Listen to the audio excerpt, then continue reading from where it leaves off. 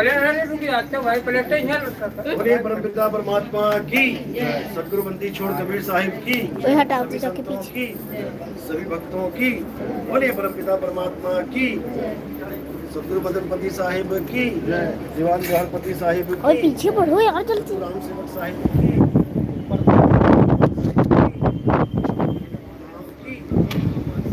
सतगुरु नितिन साहेब की, बंदी छोड़ सतगुरु नितिन साहेब की, बैरागपति साहेब की, सतगुरु कबीर साहेब की।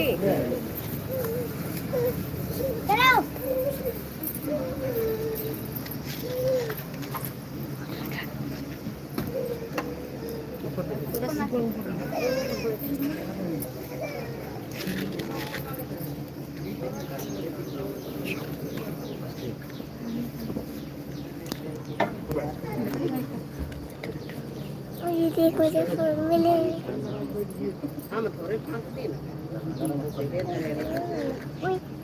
मनोज मामा के पास फूल है।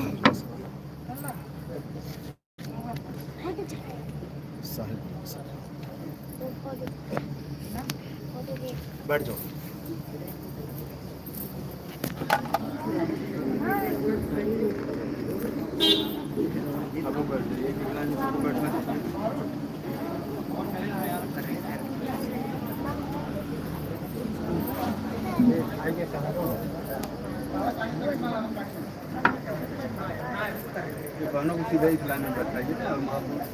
सतनाम सतनाम सतनाम। और ठीक हो? वो स्टेट में मंगा दी रखा।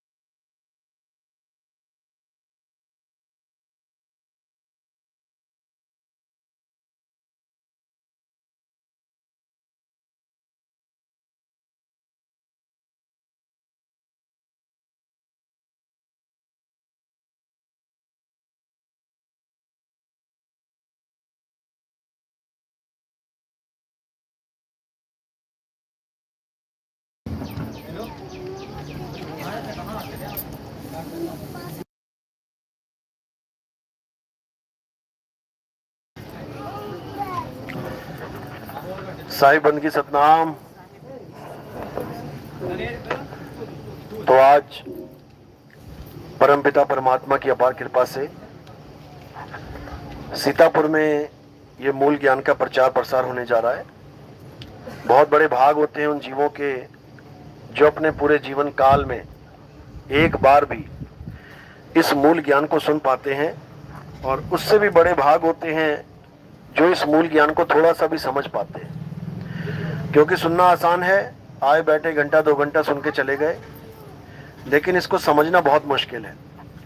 पहली बार में तो ये किसी के समझ में ही नहीं आता कि बताया क्या जा रहा है, कौन से भगवान की पूजा करवानी है, कौन से देवता की आरती गानी है, कुछ समझ में नहीं आएगा।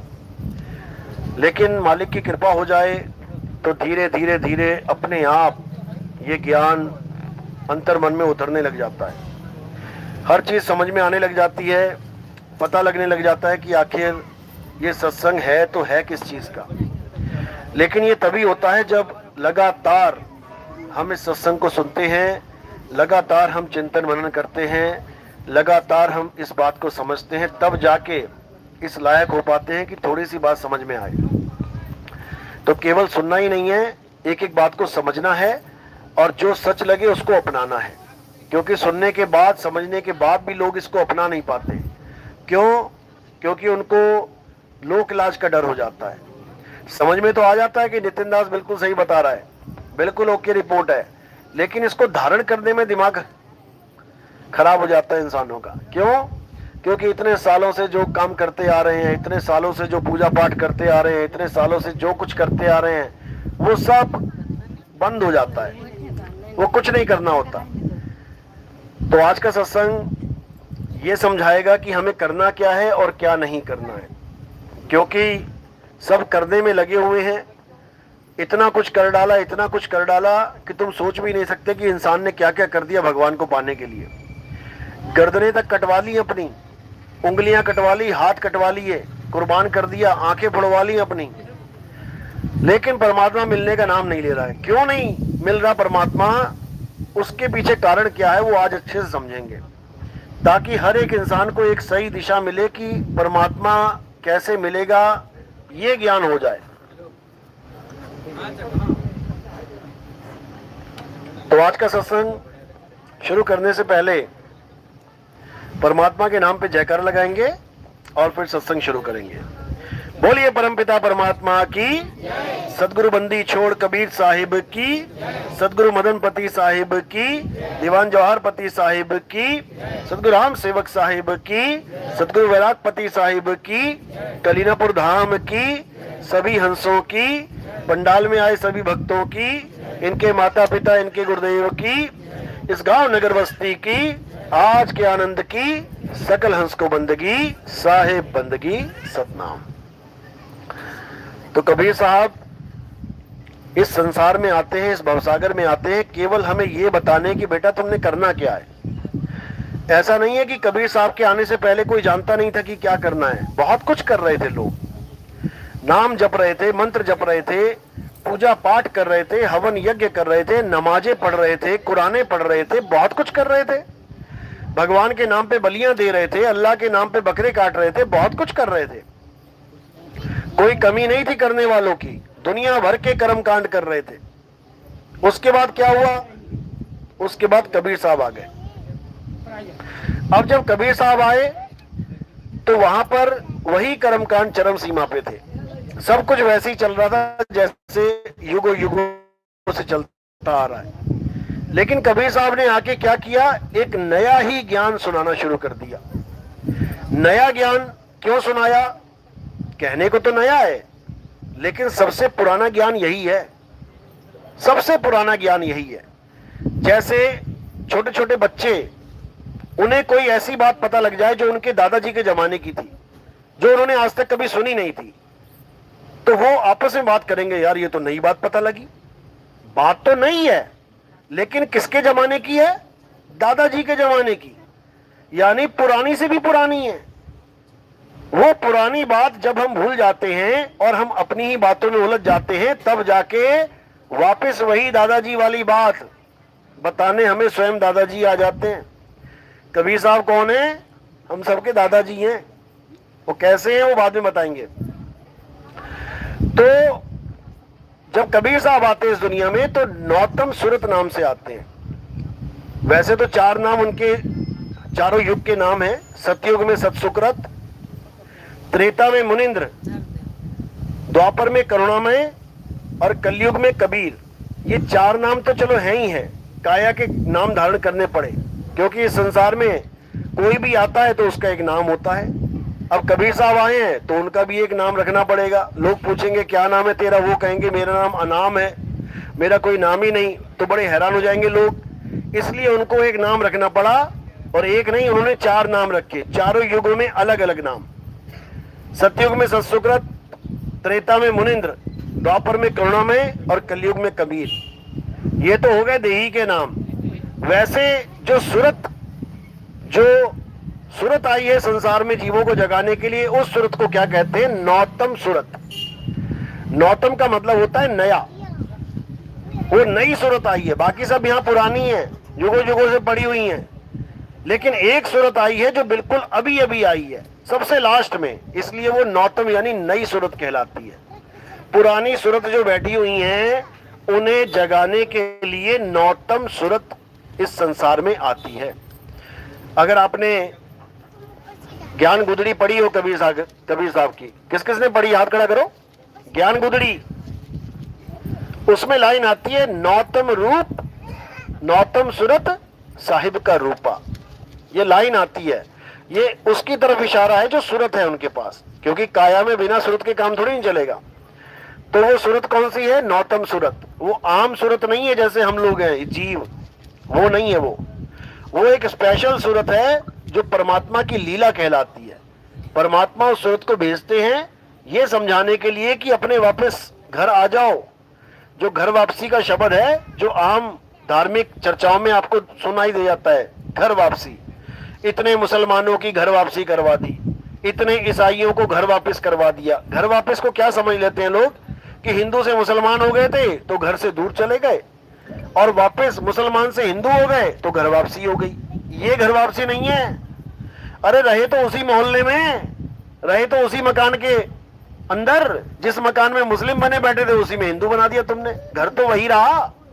घर वापसी का मतलब होता है जब ये संसार भी नहीं बना था तब तुम जिस घर में रहते थे, अपने घर को छोड़ के संसार में आए हो, तभी धक्के खा रहे हो, तभी ये मिट्टी की दही पकड़ा दी तुम्हें, अपने आप को मिट्टी समझ रहे हो, और एक दिन तुम मिट्टी में मिल जाओगे। कौन नहीं मिलेगा मिट्टी में, बता दो कोई। सब मरेंगे, सब मिट्टी में मिलेंगे। तो इससे पहले कि हम मिट्टी में मिल जाएं, इससे पहले कि ये तन छूट जाए, हमें अपने असली घर वापसी करनी है। अपने असली घर का एड्रेस जानना है, अपने असली घर कैसे पहुंचना है इसको अच्छे से समझ जाना है। तब समझो कि हाँ अब तुम्हारा इंसान जन्म सफल है। नहीं तो जैसे आए वैसे गए, बेरंग लिफाफे की तरह आए और ऐसे ही चले गए। यानी ये अनमोल मनुष्य जीवन लिया और जिस कारण लिया वो किया नहीं और वैसे ही चले गए। उसके बाद कुत्ता बिल्ली हाथी घोड़ा बनने के लिए तैयार हो जाओ, क्योंकि सूरत कहीं पर भी काम कर सकती है। जैसे एक आदमी, चाहे उससे साइकिल चलवा लो, तुम उससे रिक्शा चलवा लो, तुम उससे मोटरसाइकिल चलवा लो, तुम उससे स्कूटी चलवा लो, तुम उससे ट्रक चलवा लो, तुम उससे बस चलवा लो, तुम उससे हवाई जहाज चलवा लो, हेलीकॉप्टर चलवा लो, पानी का जहाज कुछ भी चलवा लो, चलाने वाला एक है, इंसान। और शरीर यानी गाड़ियां अलग अलग हैं। सबको कौन चला रहा है, इंसान। इसी प्रकार 84 लाख योनियों को कौन चला रहा है, वो एक सूरत चला रही है। अभी वो सूरत कहाँ है, इस काया में है। अब इस काया में आ गई तो वो सोच रही है मैं तो इंसान हूं, मैं तो इंसान ही रहूंगा, मैं तो इंसान मरूंगा, इंसान ही पैदा होऊंगा। यही सबसे बड़ी मूर्खता है। ये सूरत इंसान चोले में काम कर रही है, इसलिए अपने आप को इंसान मान बैठी है। यही सूरत जब कुत्ता बिल्ली बकरे के शरीर में चली जाएगी तो ये अपने आप को कुत्ता बिल्ली बकरा ही मानेगी। ये भूल जाएगी कि मैं इंसान हूं।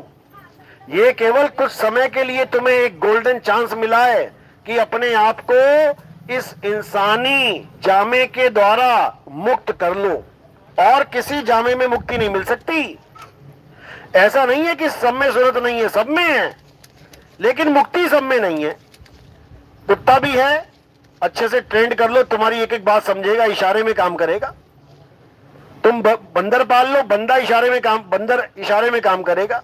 देखो जैसे बोलता है चश्मा पहन लेता है, घूम के दिखा रहा है, बाजी मार रहा है, उल्टा चल रहा है, सब कुछ तो समझ रहा है वो, लेकिन वो काम नहीं कर सकता जो एक इंसान कर सकता है। क्या नहीं कर सकता, 184 योनियों में क्या नहीं कर सकता वो, ये जीव, ये अपने स्वरूप को प्राप्त नहीं कर सकता। और इंसान जन्म में ये अपने स्वरूप को समझ सकता है, जान सकता है, सत्संग के माध्यम से, गुरु ज्ञान के माध्यम से। इसलिए इंसान जन्म को बहुत महत्वपूर्ण जन्म बोला गया है, बहुत महत्वपूर्ण। समझो, अब इंसान जन्म को सबसे महत्वपूर्ण बोला गया है। अब इंसान तो भगवान के दर्शन पाने के लिए तरस रहा है, मानो कि शंकर जी भगवान है, इंसान को दर्शन नहीं मिल रहे और सांप गले में लटका हुआ है, रोज दर्शन कर रहा है। तो इंसान से बड़े भाग तो सांप के हो गए। कौन कौन सांप बनना चाहता है, हाथ खड़ा करो। अरे भोले शंकर की गर्दन मिल जाएगी बैठने को, एक ने उठा दिया, बहुत अच्छी बात है। जहां आशा तहां वासा, ये सांप कैसे बनते हैं, इसका फार्मूला क्या है? जहां आपकी आस लगेगी आप वैसी योनि को प्राप्त हो जाओगे। एक ऋषि था जिसका क्या नाम था? जड़ भरत। भागवत में उसकी कथा आती है। जड़ भरत ऋषि भगवान का बहुत बड़ा भगत था। कौन से भगवान का? विष्णु जी का बहुत बड़ा भगत। सुबह से लेकर शाम तक बस एक ही काम था उसको, नाम जपो, पूजा करो, पाठ करो, हवन करो, यज्ञ करो और विष्णु जी की साधना करो।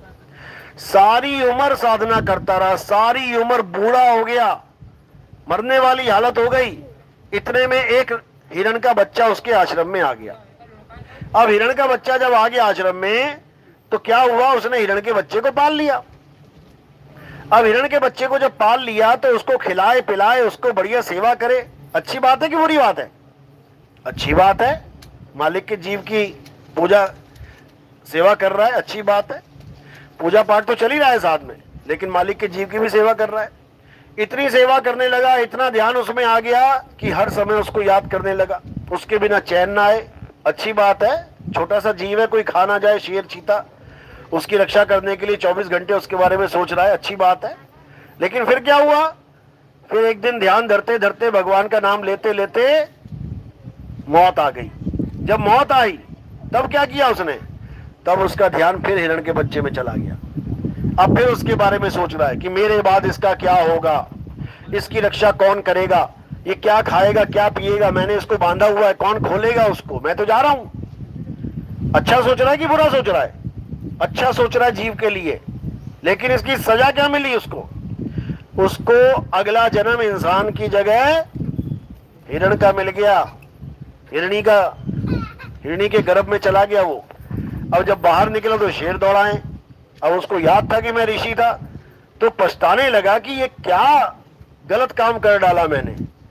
यानी भगवान की भक्ति करते करते मैंने अपना ध्यान कहां लगा दिया। अब इतने बड़े संत के साथ ऐसा ये हो सकता है, तो हम लोग क्या चीज है? पहले तो ये समझ लो। अगर वो हिरण का बच्चा बन सकता है तो तुम सोचो तुमने क्या क्या पाल रखा है। जिसने भैंस पाल रखी है उसका ध्यान भैंस में रहता है, सत्संग खत्म हो, भैंस लगानी है जाके। अब इतने में प्राण निकल गए तो भैंस बनने के लिए तैयार हो जाओ। जो पीपल की पूजा करता है उसका ध्यान पीपल में रहेगा, वो पीपल बनने के लिए तैयार हो जाए। जो तुलसी की पूजा करता है उसका ध्यान तुलसी में रहेगा, वो तुलसी बनने की तैयार हो जाए। जिसका ध्यान गणेश जी के चूहे में है, एक राजस्थान में मंदिर है चूहों वाला, उसमें दूध ही पिलाते रहते चूहे को, 24 घंटा चूहा चूहा चूहा। सपने में भी चूहे आते हैं। वहां ये बोल रखा है कि सपने में जब चूहे आने लग जाए समझ लो कि आपके ऊपर दया होने लग गई है। बताओ, चूहा सपने में आ जाए और तुम्हारा ध्यान सपने में है, चूहा बन जाओगे। ऐसी सांप, ऐसी गाय, जिसका भी ध्यान तुम करोगे, क्यों? क्योंकि ये सूरत जो चाहेगी इसको वही प्राप्त होगा। याद रखो, भगवानों ने भी अपने मन से वरदान नहीं दिए। अगर किसी ने भगवान को प्रसन्न कर लिया ना, बोले शंकर आ गए, वो ये पूछ रहे थे बेटा क्या चाहिए बता। अब वो क्या चाहेगा? इस 3 लोक से बाहर का माल उसके पास है नहीं, कोई ज्ञान है नहीं, तो क्या मांगेगा? 3 लोक में ही कोई चीज वस्तु मांग लेगा। अब 3 लोक में मांगेगा और वस्तु मिल भी जाएगी तो कहां रहेगा? 3 लोक में। तो भगवान भी खुद से वरदान नहीं देते, वो कहते हैं बेटा बता क्या चाहिए, और जो तुम बोलो तथास्तु। तो इसी प्रकार जो तुम चाहोगे अंत समय में वो तुम्हें अवश्य मिलेगा, इसमें कोई दो राय नहीं है। जो तुम चाहोगे वो मिलेगा। तो कबीर साहब इसी के ऊपर जोर देते हैं कि तुम आखिर चाहो तो चाहो क्या? कि तुम्हारा जन्म सफल हो जाए। तुम्हारी आस लगे तो लगे किस पे? कि तुम्हारा जन्म सफल हो जाए। तो वो कोई शरीर नहीं है, वो कोई दुनियावी वस्तु नहीं है, वो कोई मकान दुकान नहीं है, वो कोई भाई बहन माता पिता नहीं है कि तुम उसके बारे में सोचो, कि तुम उसके बारे में सोचते सोचते प्राण त्याग दो। इस दुनिया में ऐसी कोई चीज नहीं है जिसका ध्यान करते हुए तुम प्राण त्यागो और तुम्हारा जन्म सफल हो जाए। ऐसी कौन सी चीज है उसके बारे में बताया जा रहा है। तो कबीर साहब ने यही समझाया कि अंत समय जब आएगा तो क्या करना है? तुमने अपने शुद्ध चैतन्य स्वरूप का ध्यान करना है। उसी को सार शब्द कहते हैं। तुमने सार शब्द का ध्यान करना है। तुमने कोई नाम भी नहीं जपना है, दुनियावी नाम 52 अक्षरों का, नहीं तो कल्याण नहीं हो पाएगा। तुमने उस शब्द का सिमरन करना है जो इंसानों के द्वारा नहीं बनाया गया है। बाकी जितने भी शब्द बनाए गए हैं ये इंसानों के द्वारा बनाए गए। हिंदी भाषा किसने बनाई? इंसानों ने। अरबी भाषा किसने बनाई? इंसानों ने। अंग्रेजी किसने बनाई? इंसानों ने। French, German, Spanish, Portuguese, Chinese, सारी भाषाएं इंसानों ने। और भाषाएं बनाने के बाद, अक्षर बनाने के बाद सारे भगवानों के नाम रख दिए इंसानों ने। इंसानों के बनाए हुए नामों को जपने से ये इंसान जन्म सफल नहीं हो सकता। ये कौन सा नाम सिमरन करके सफल होगा? इसी के लिए समझाया गया था। कलयुग में एक नाम आधारा और सिमर सिमर नर उतरो पारा। अब जो ये लोग बोल रहे हैं वो खुद ही नहीं समझ पा रहे कि ये क्या बोल रहे हैं। क्यों? क्योंकि इसमें पहले तो ये बता दिया गया कि आधार होना किसका चाहिए। कलयुग में एक यानी एक, दो नहीं, तीन नहीं, चार नहीं। कलयुग में एक नाम आधारा, यानी पहली बात तो कि कलयुग में किसी भी प्रकार के मंदिर, मस्जिद, गुरुद्वारे, चर्च की जरूरत ही नहीं है। किसी प्रकार की मूर्ति की जरूरत ही नहीं है। किसी प्रकार की कोई भी तीर्थ स्थान जो बना हुआ है इसकी जरूरत ही नहीं है। क्यों? क्योंकि कलयुग में एक नाम आधारा। पहले तो नाम पे आ जाओ। कलयुग में केवल नाम आधारा, यानी एक आधार होना चाहिए, वो है नाम। नाम के अलावा जो कुछ भी तुम्हें दिखाई दे रहा है भगवान के नाम पे जो चल रहा है, ये कुछ नहीं चाहिए। ये वाणी कह रही है, ये वाणी कह रही है कि कलयुग में एक नाम आधारा, यानी केवल नाम के आधार पे अपना जीवन जी लो। अब यहां से आगे बढ़ते हैं। कौन सा नाम आधारा? नाम तो बहुत सारे हैं। हिंदुओं के नाम अलग हैं, मुसलमानों के अलग हैं, सिखों का अलग है, ईसाइयों का अलग है। कौन से नाम पे आधार बनाऊं अपना मैं? कौन से आधार, कौन से नाम का आधार लूं? ये 52 अक्षरी नाम का जो इंसानों ने बनाए हैं, आदि मानव ने बनाया। का, खा, गा, आ, ई, आदि मानव नहीं बनाता। ये अक्षर की खोज ना होती तो बताओ कलयुग में कौन से नाम का आधार लेते? ये तो शुक्र मनाओ कि अक्षरों की खोज हो गई। इस आदि मानव ने जब पहली बार आग की खोज करी, दो पत्थरों को टकरा के आग पैदा हुई, आग को देख के डर गया वो, उसका नाम नहीं रख पाया। वो हैरान हो गया, ये क्या चीज आ गई, क्या बोलूं इसे, क्योंकि अक्षर ही नहीं है। धीरे धीरे धीरे धीरे ये मानव बुद्धि चलने लगी, अक्षरों की खोज करने लगी। कहां की अक्षरों की खोज? आग की खोज तो पत्थर से हो गई, अक्षर की खोज करने के लिए कहां जाना पड़ा उसको? कहां से होती है अक्षर की खोज? ये है फैक्ट्री, इसी में से बनते हैं सारे अक्षर।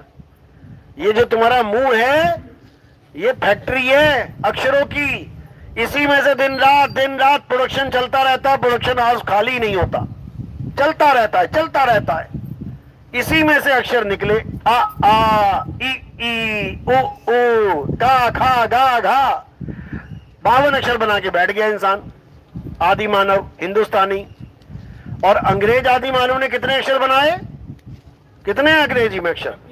26। यानी भारत का आदि मानव 52 बना के बैठ गया और अंग्रेज मात्र 26, यानी आधे बना पाया। 26 दूनी 52, यानी हमारे वाले आदि मानवों का 2 गुना दिमाग तेज चल रहा था उस वक्त, और वो बेचारे 26 पे अटक गए। आज तक 27वां अक्षर नहीं बना पाए वो।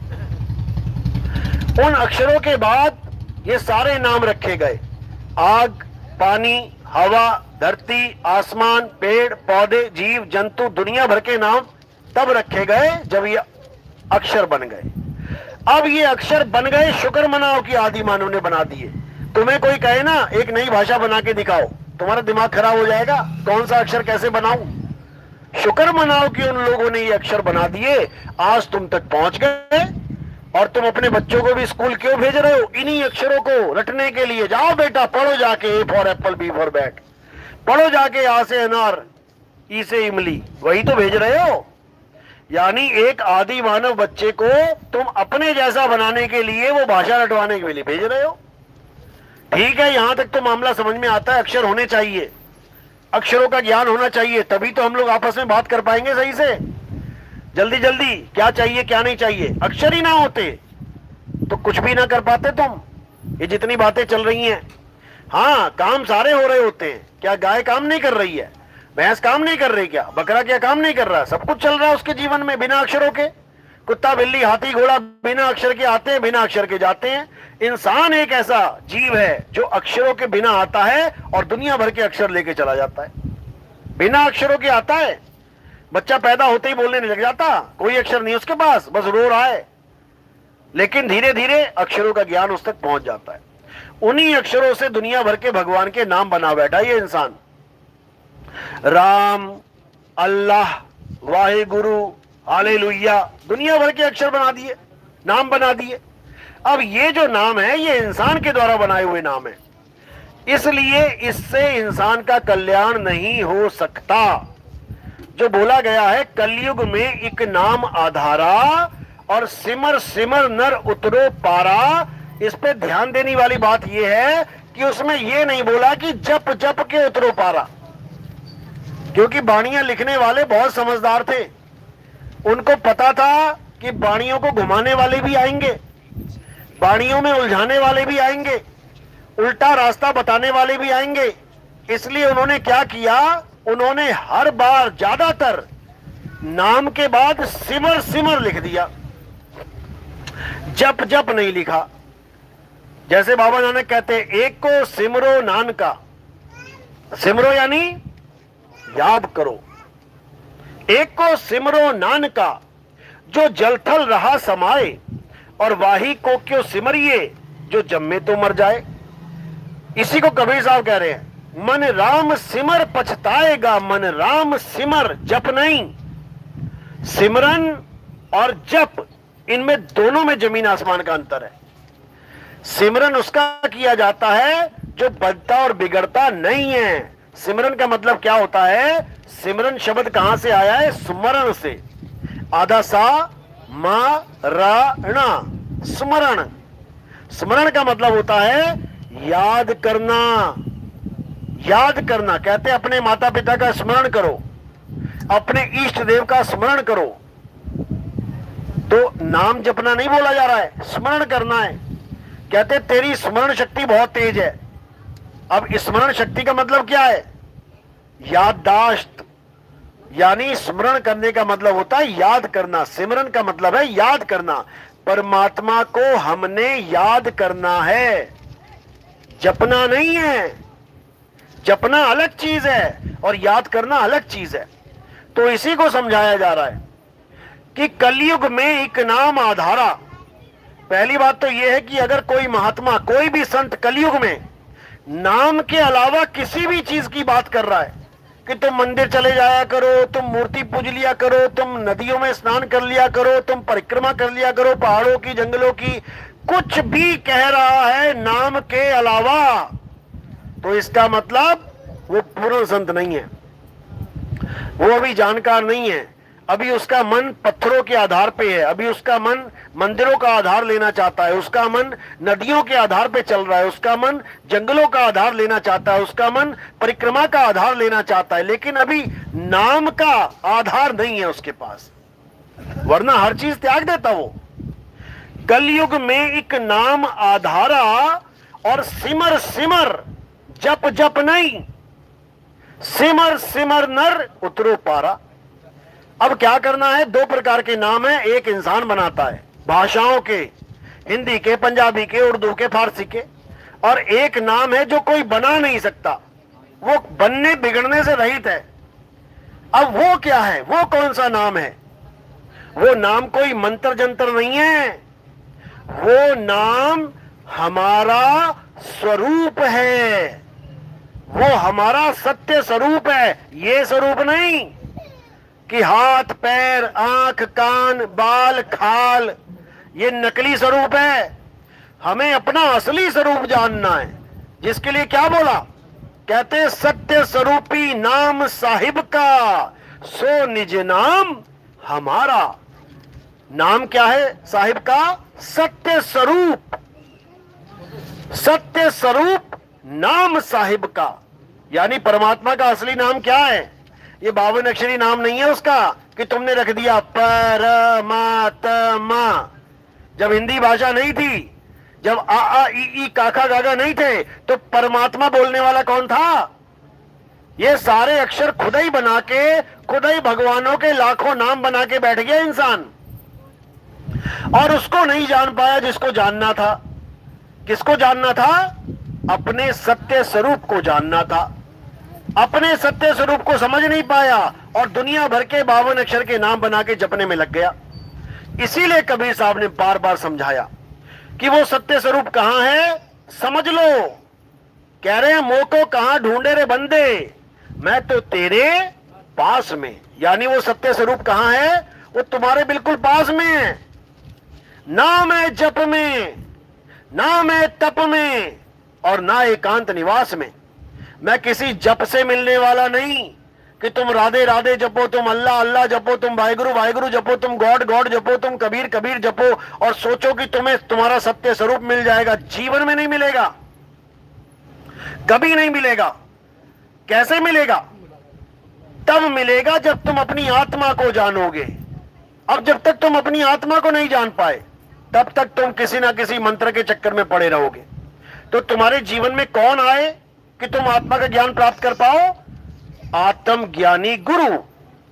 गीता में क्या बताया गया? हे अर्जुन, इस दुनिया में 2 प्रकार के तत्व हैं, एक असत्य और एक सत्य। असत्य क्या है? आत्मा को छोड़ के सब कुछ असत्य है। आत्मा के अलावा तुम कुछ भी लिख दो कागज पे, कुछ भी, A to Z, इस दुनिया की कोई भी चीज लिख दो, कुछ भी लिख दो, उस पे कांटा मार देना, वो एक दिन बनेगी और बिगड़ेगी। आत्मा के अलावा ऐसा कोई है ही नहीं जो कभी पैदा और कभी मरता नहीं है। सब पैदा होंगे, सब मरेंगे। कौन कभी पैदा नहीं होता, कौन कभी नहीं मरता? हे अर्जुन, आत्मा कभी पैदा नहीं होता, आत्मा का कभी नाश नहीं होता। आत्मा अजन्मा है, जिसका कभी जन्म होता ही नहीं है, और आत्मा अमर है, उसका कभी मरण होता ही नहीं है। तो जिसका कभी जन्म ना हो, जिसका कभी मरण ना हो, केवल वही सत्य है। उसके अलावा तुम कुछ भी लिख दो, कुछ भी, और खुद ही कांटा मार देना, क्योंकि 2 चीजें सत्य नहीं हो सकती। सत्य केवल एक ही है, और वो क्या है? अचल आत्मा ही सत्य है। उसी के लिए अध्याय 3 17वां श्लोक क्या बोला कृष्ण जी ने?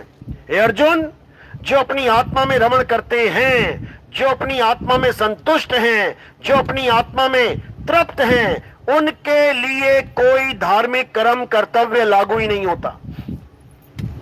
यानी दुनिया भर का पूजा पाठ हवन यज्ञ, ये कर लो, वो कर लो, गंगा नहा लो, जमुना नहा लो, पहाड़ों पे चले जाओ, ऐसा कर लो, वैसा, सब खत्म हो जाता है, सबका सब खत्म। बस एक चीज रह जाती है, वो है आत्मा में रमण कैसे करना है। अब आत्मा में कैसे रमण करना है, ये कोई समझ ही नहीं सकता। क्यों नहीं समझ सकता? क्योंकि आत्मा का ज्ञान नहीं है। तो क्या करना पड़ेगा? पहले आत्मज्ञानी गुरु के पास जाना पड़ेगा। आत्मज्ञानी गुरु के लिए क्या बोला गीता में? अध्याय 4 34वां श्लोक, हे अर्जुन, अगर तुम सत्य को प्राप्त करना चाहते हो, अगर तुम सत्य को जानना चाहते हो, अगर तुम आत्म तत्व को जानना चाहते हो, तो क्या करो? किसी जपी तपी सन्यासी के पास जाने को नहीं बोला।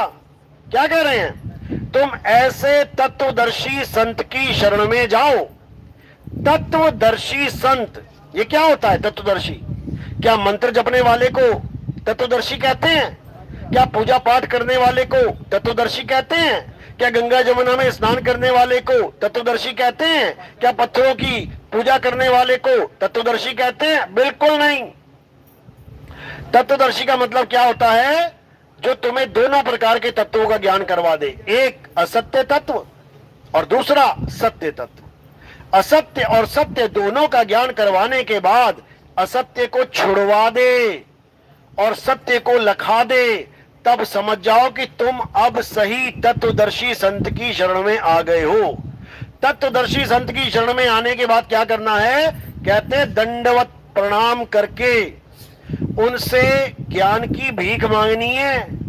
भीख, एक भिखारी आता है ना, बाबा कुछ दे दे, ऐसे नीचे निचले पद में रह के ज्ञान की भीख मांगनी है।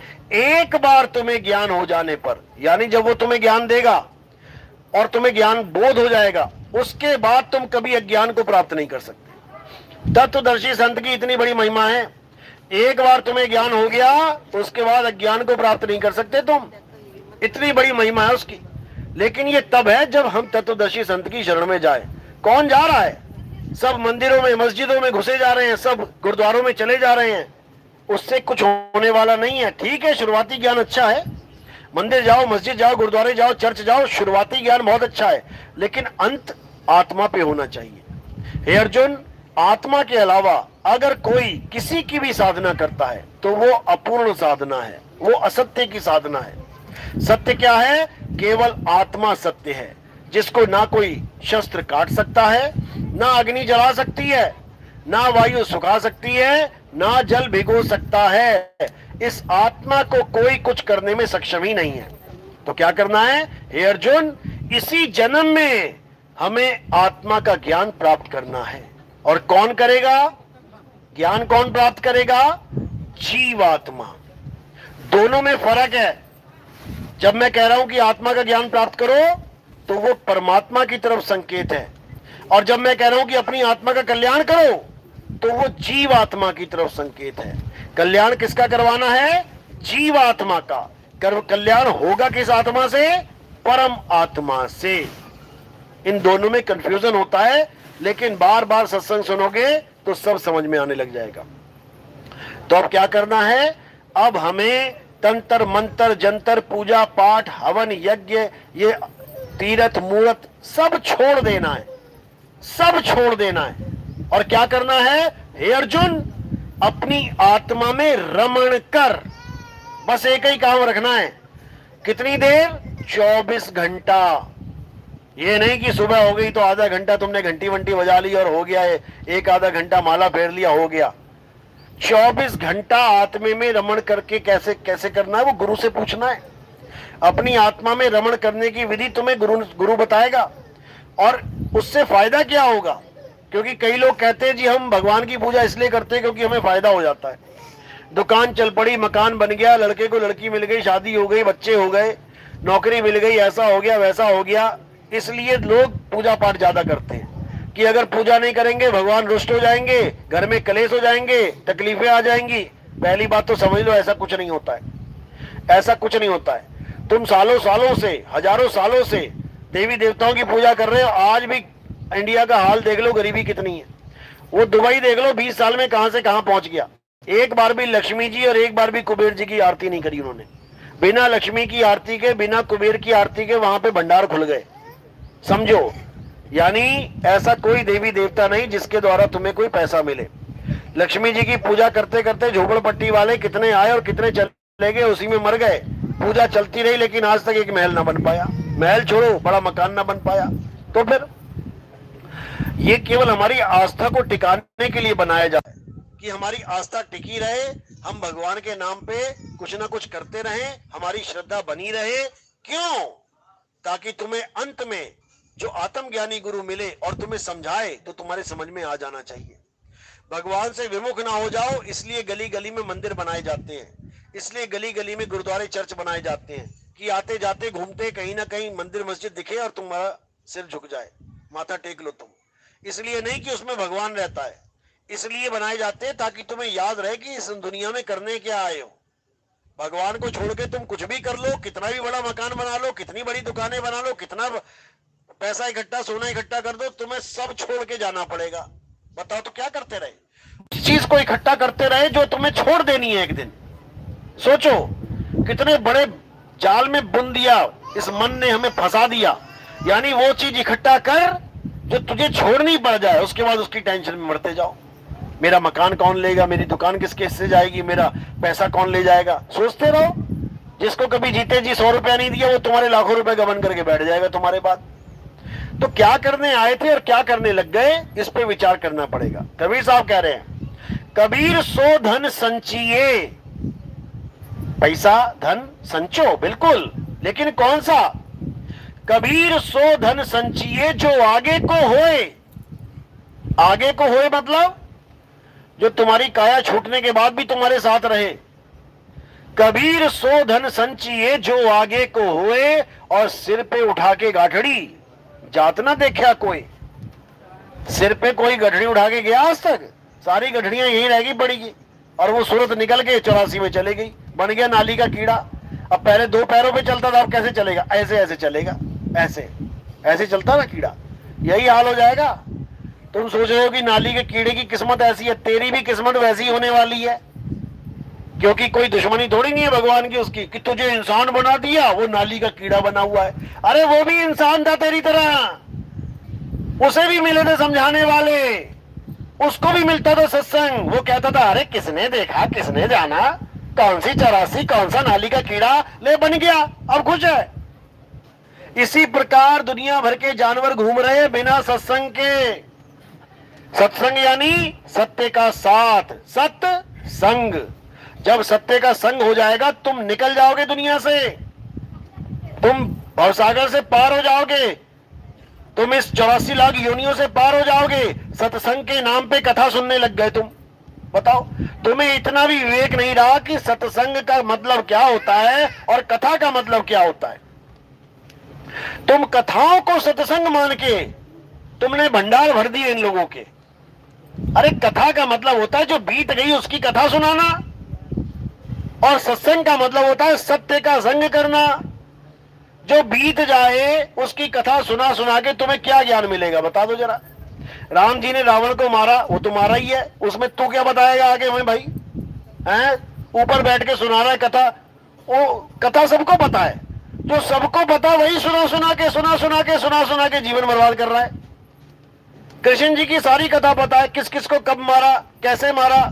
अरे टीवी चैनलों पे दुनिया भर की देख लो तुम, श्री कृष्ण आता था, रामायण आती थी, तुम्हें कथा समझ में आ गई, बात खत्म। अब उसी कथा को तुम दिन रात सुन रहे हो, तो ऐसा थोड़ी नहीं होगा कि रावण राम को मार देगा। 1000 बार सुनोगे तब भी राम रावण को ही मारेगा। समझो, ये कथाएं हैं, ये सत्संग नहीं है। सत्संग का मतलब क्या होता है?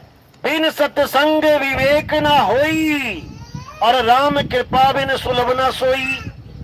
बिन सत्संग विवेक ना हुई। सत्संग वो होता है जिससे तुम्हारा विवेक जाग जाए। विवेक क्या होता है? पड़ोसी का लड़का है क्या? कौन है विवेक? ये तुम्हारा विवेक। क्या होता है विवेक? जो सत्य और असत्य का निर्णय करता है। क्या है सत्य, क्या है असत्य? हे अर्जुन, आत्मा सत्य है, आत्मा के अलावा सब कुछ असत्य है। और जब सत्संग के द्वारा तुम्हारा विवेक जागेगा तो तुम असत्य को छोड़ना स्वीकार कर लोगे, यानी असत्य को त्याग दोगे और सत्य का संग कर लोगे, तब जाके तुम सत्संगी कहलाओगे। नहीं तो कथाएं सुनते रहो और 84 में भ्रमण करते रहो। समझो बात को, कथाएं सुनते रहो और 84 में घूमते रहो। अगर यही करना है तो तुम्हारी मर्जी है, और अगर सत्य को जान के सदा सदा के लिए मुक्त होना है, जन्म मरण के भव सागर से मुक्त होना है, तो भाई साहब आत्मा का ज्ञान समझना सीख लो। कृष्ण जी ने बताया, मीराबाई ने बताया, कबीर साहब ने बताया, कहते जल में मीन प्यासी, मोहे देखत आवे हांसी, आत्म ज्ञान बिना नर भटके, कभी काबा कभी काशी। वो कह रहे हैं आत्मा के ज्ञान के बिना भटक रहे हैं सब, लेकिन कोई समझने को तैयार ही नहीं है। तो कैसे बात बनेगी भाई? सत्संग से बात बनेगी। तो हमारे सत्संग सुनने के लिए क्या करना है? YouTube चैनल पे सर्च करना है नितिन दास के सत्संग। आपने बस इतना लिख देना है, हजारों सत्संग आपके सामने आ जाएंगे। आप कहीं से भी स्टार्ट कर लो, कोई बात नहीं। नहीं समझ में आए तो 1 नंबर से स्टार्ट कर लेना। नितिन दास सत्संग नंबर 1, नितिन दास सत्संग नंबर 2, नितिन दास सत्संग नंबर 3। रोज 1, 2, 3 सत्संग सुन के धीरे धीरे धीरे धीरे तुम्हारी विवेक शक्ति बढ़ना शुरू हो जाएगी। एक बार विवेक जाग गया, उसके बाद तुम्हें कोई बंधन में डालने वाला नहीं संसार में। अगर तुम बंधे हुए हो तो अपनी मूर्खता से बंधे हुए हो, याद रखना, अपनी बेवकूफी से बंधे हुए हो। कुत्ते के आगे शीशा लग गया, अब कुत्ता भौंक रहा है। क्यों भौंक रहा है? अपनी बेवकूफी से भौंक रहा है। वो सामने वाला ना काट पाएगा, ना कहीं पकड़ पाएगा, ना नोच पाएगा। पकड़ लेगा क्या? शीशे में कुत्ता है, वो बाहर वाले कुत्ते को पकड़ लेगा, मार देगा, नोच लेगा? नहीं कर सकता कुछ भी। लेकिन बाहर वाला कुत्ता भौंक भौंक के मर जाएगा एक दिन।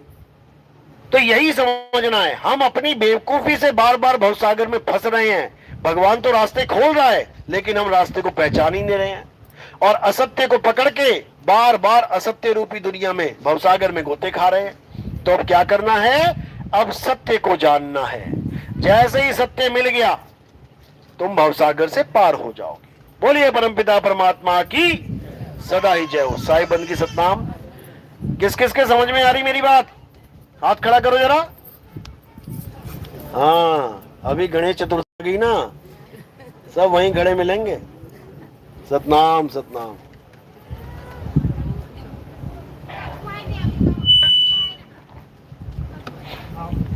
चलो अब आरती का समय है। आरती कैसे करनी है समझ लो। हमारे यहाँ आरती किसी कैलेंडर की, फोटो की, पत्थर की नहीं होती है। हमारे यहाँ आरती किसकी होती है? आत्मदेव की होती है। हमारे यहाँ संतों को शरीर नहीं माना जाता, हमारे यहाँ आत्मा माना जाता है। तो कहते हैं संत हमारी आत्मा, हम संतन के जीव, और संतन हम में रम रहे ज्यों माखन में घी। तो क्या करना है? थोड़े से फूल उठा के मेरे सिर के ऊपर रख देने हैं। यहाँ पे सिर के ऊपर क्यों रखे? क्योंकि पैर के अंगूठे से लेके सिर की चोटी तक ये क्या दिखाई दे रहा है तुम्हें? नाशवान शरीर। इसे नितिन दास मत समझ लेना कि तुम इस शरीर को नितिन दास मान लो। नितिन दास शरीर नहीं है, शरीर धारण किया हुआ है नितिन दास ने। तो क्या करना है? शरीरों के परे फूलों को समर्पित कर देना है। तो कहां ये समर्पित हो जाएंगे?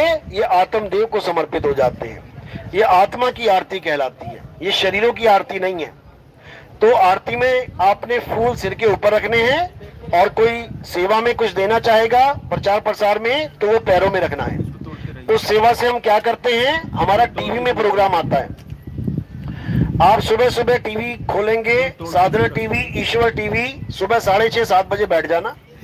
उसमें तुम्हें बाबा जी दिखाई देने लग जाएंगे। कई लोग, एक बाबा आया गया, दूसरा बाबा आया गया, तीसरा बाबा आया गया। क्या बता के जाते हैं बाबा लोग? कि परमात्मा को पाना है तो नाम जपो, नाम जपो, नाम जपो। इतना कह के वो निकलेगा, घंटा 2 घंटे बाद इतने में मैं आ जाऊंगा। अब मैं क्या बोलूंगा वहां पे? कि अगर परमात्मा को पाना है तो नाम छोड़ो, नाम छोड़ो, नाम छोड़ो, और आत्मा से सूरत को जोड़ो। अब जब इतनी बात कोई सुनता है और थोड़ा सा भी विवेकी होता है, तो उसी वक्त क्या करता है? मेरा नंबर है स्क्रीन पे, साथ के साथ मोबाइल से नंबर डायल करके फोन पे बात करते हैं। पूछते हैं कि बाबा जी, ये नाम जपाने वाले तो लाखों पंत बैठे हैं, लाखों गुरु बैठे हैं, ये नाम छुड़ाने वाले भी हैं क्या? बिल्कुल हैं। नाम जपाना आसान है। गुरुजी बन के बैठ जाओ, कोई आए चेला, उसको नाम दे दो। जपो बेटा राधे राधे, जपो बेटा राम राम, जपो बेटा ओम नमः शिवाय, जपो बेटा वाहिगुरु वाहिगुरु, जपो बेटा अल्लाहू अल्लाहू। एक बार भी सवाल नहीं पूछा जाएगा तुमसे कि गुरुजी ये सही नाम है कि नहीं। समझो, एक बार भी कोई शक नहीं करेगा कि गुरुजी ने मुझे उलझा दिया। सब सोचेंगे गुरुजी ने पार कर दिया, नाम दे दिया। नाम जपाने वाला पंथ नहीं, ये नाम छुड़ाने वाला पंथ है। नाम छुड़ा के तत्व लखाने वाला पंथ है, तत्व लखा के मुक्ति दिलाने वाला पंथ है। ये नाम जपनिया पंथ नहीं है कि चंद अक्षर लेके तोते की तरह रटने लग जाओ, अल्लाह अल्लाह अल्लाह, वाहिगुरु वाहिगुरु वाहिगुरु। ये वाला काम नहीं है यहाँ पे। यहाँ आत्मा का ज्ञान करवाया जाता है, आत्मा का ध्यान करवाया जाता है। बोलिए परमपिता परमात्मा की सदा ही जय हो। साहिब बंदगी सतनाम, जय सतनाम।